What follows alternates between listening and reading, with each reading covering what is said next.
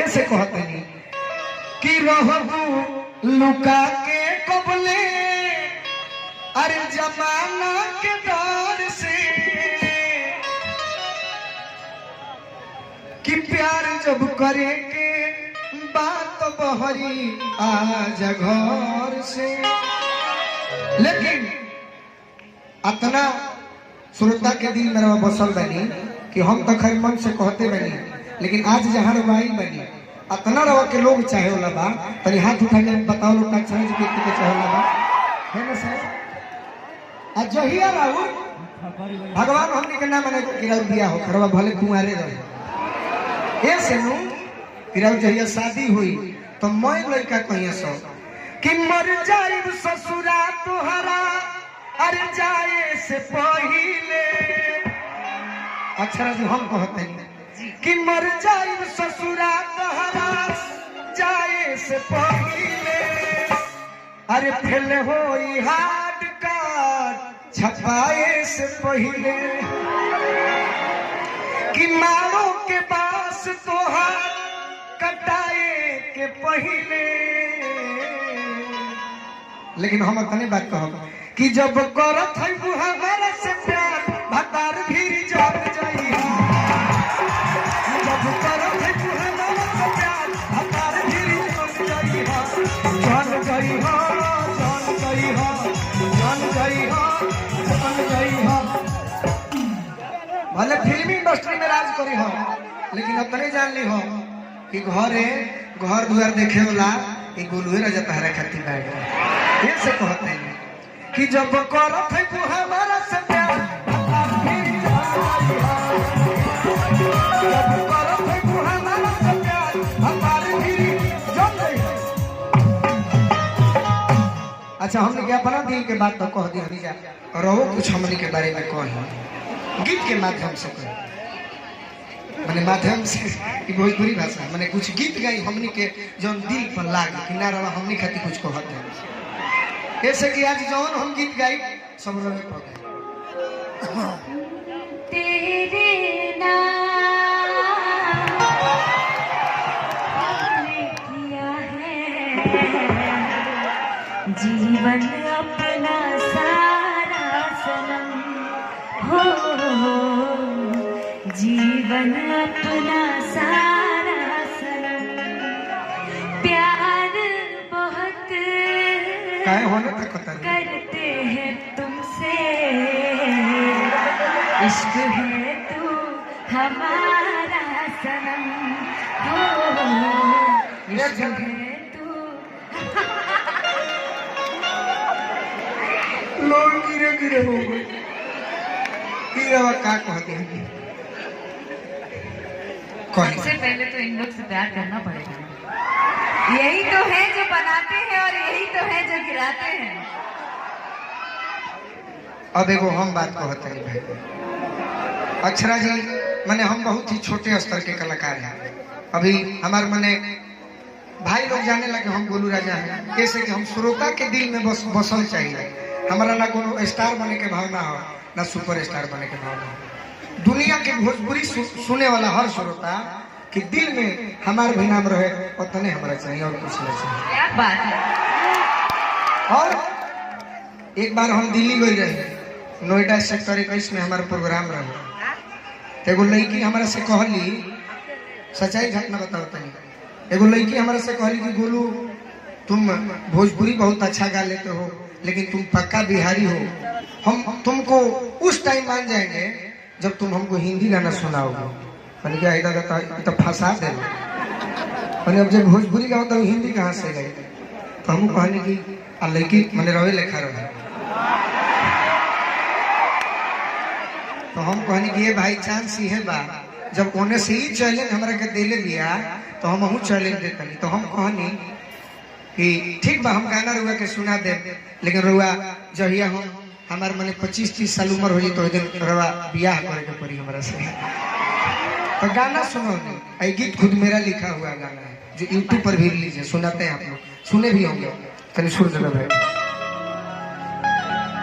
जिसके घर आईना नहीं होता जिसके घर आईना नहीं होता, जिसके घर आईना नहीं होता, उसका खुद का पता नहीं होता, उसका खुद का पता नहीं होता। जिसके घर आईना नहीं होता, जिसके घर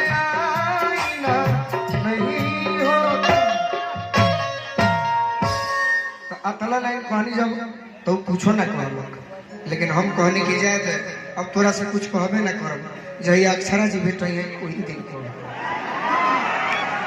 कि दोस्तों की कमी नहीं होती।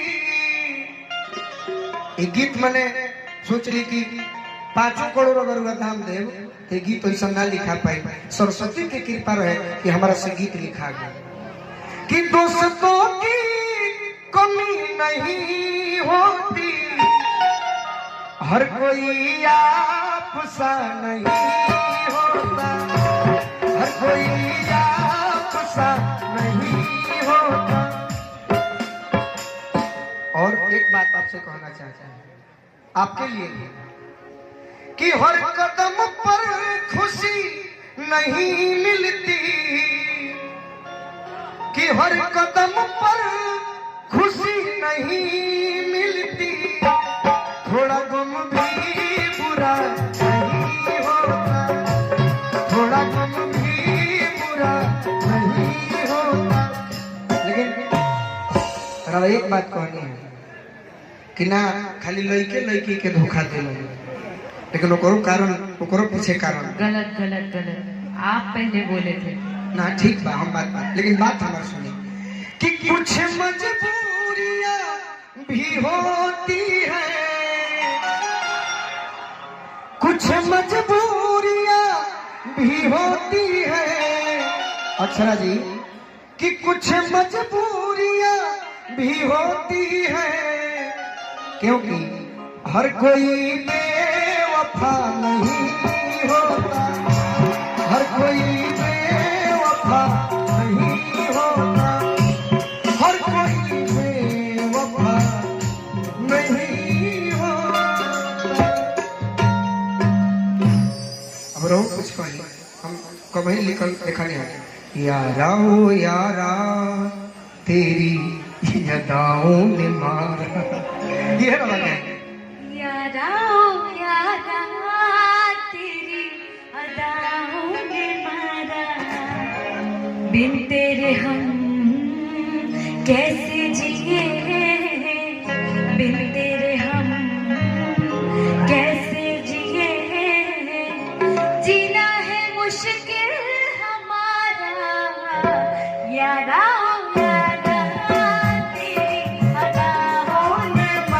ताली बजाओ लोग अक्षरा जी खातिर। वाह